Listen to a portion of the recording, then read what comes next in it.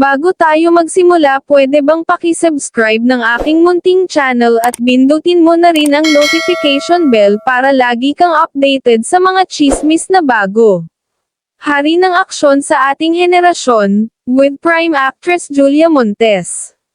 Magiging mas kapana-panabik ang primetime TV dahil si Coco Martin, ang hari ng aksyon sa ating henerasyon, ay gumagawa ng kanyang inaabangang pagbabalik kasama ang prime actress na si Julia Montes sa Coco Martin's Sigabo, na ipalalabas tuwing gabi simula ika-22 ng Hunyo, Lunes.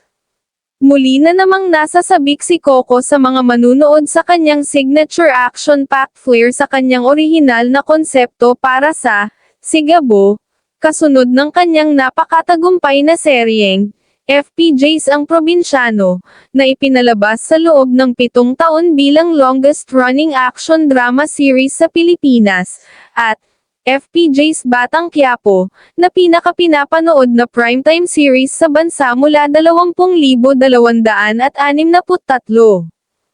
Ang bagong serye ng ABS-CBN ay nag-aalok ng isang relatable na kwento at isang nakakaaliw na halo ng aksyon, romansa, at komedya na magpapakilig sa mga manunood tuwing weeknight. Ang FPJs ang Probinsyano at FPJs Batang Quiapo ay gumawa ng marka sa Philippine pop culture at naantig ang buhay ng mga manunood sa buong mundo para sa mga relatable na character at storyline nito na nag-trend online at nakabuo ng malakas na viewership sa TV at online.